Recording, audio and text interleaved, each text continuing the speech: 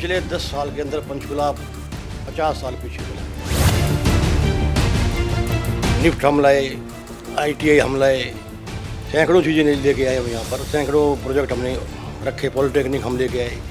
ये कोई मुझे एक काम तो गिना दें इसने किया क्या है। डिप्टी सीएम यहाँ के रहे, आप डिप्टी सीएम रहे हैं, कहते तब भी पंचकुला का वो विकास नहीं हुआ जो होना चाहिए था। कांग्रेस पे यही उठता है कि कांग्रेस एकजुट नहीं है, कांग्रेस में अलग अलग पार्ट्स है, चाहे फिर हुड्डा ग्रुप की बात कर लो, शैलजा ग्रुप की बात कर लो।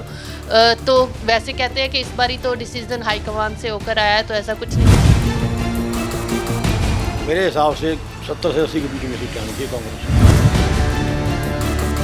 हरियाणा विधानसभा चुनाव का चुनावी बिगुल बज चुका है। तमाम सियासी पार्टियों की ओर से अभी लोगों को रिझाने की कोशिशें भी की जाएंगी।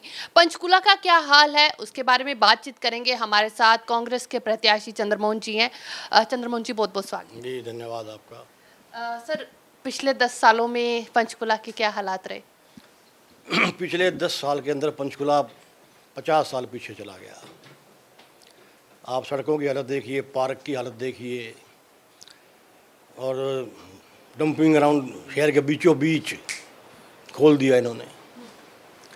अनएम्प्लॉयमेंट, नशा इतना बढ़ गया। ऐसे सैकड़ों मुद्दे, कोई भी नई चीज़ इन्होंने की नहीं। ना मेडिकल कॉलेज, ना लॉ कॉलेज, कुछ भी नहीं है यहाँ, ना कोई यूनिवर्सिटी है यहाँ। ज्ञानचंद गुप्ता जी से बात हो रही थी, कह रहे थे कि कमिंग अभी हमारा प्रयास रहेगा कि कोई यूनिवर्सिटी यहाँ पे लाई जाए। तो सवाल यही था कि 10 सालों में क्यों नहीं? 10 साल में क्या कर रहे थे फिर वो? कहते 10 सालों में तो हमने वो किया जो 50 साल में कांग्रेस ने नहीं किया है। सबको मालूम है कि पंचकुला को जिला किसने बनाया और कितने विकास कार्य यहाँ पर हुए, कितने सिंचाई के ट्यूबवेल लगे, कितने पीने के पानी के ट्यूबवेल लगे। निफ्ट हम लाए, ITI हम लाए, सैकड़ों चीज़ें लेके आए हम यहाँ पर, सैकड़ों प्रोजेक्ट हमने रखे, पॉलिटेक्निक हम लेके आए।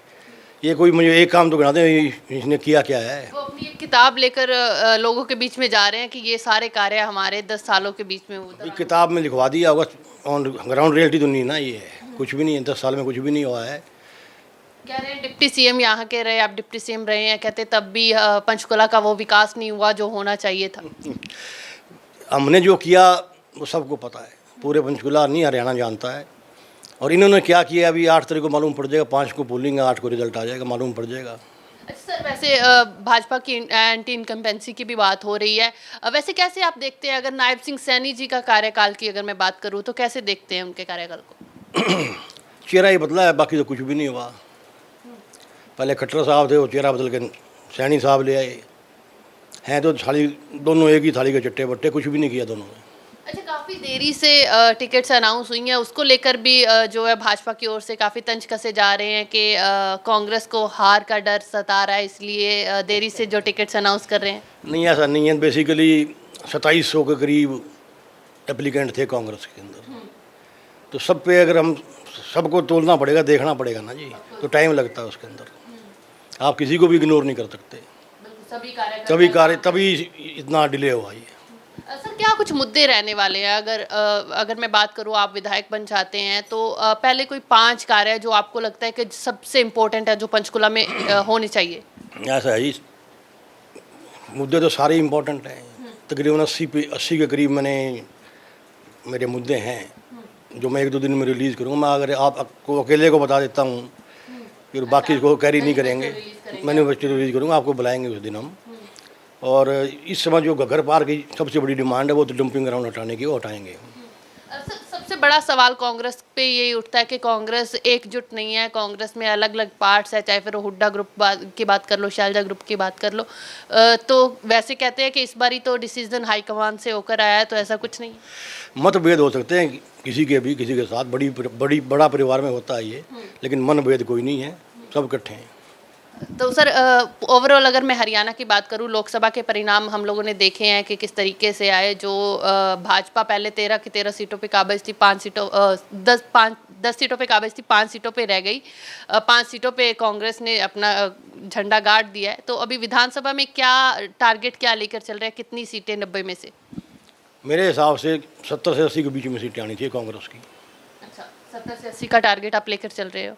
अच्छा सर, आम आदमी पार्टी भी इस बार इस चुनाव मैदान में है, कंपटीशन मानते हैं?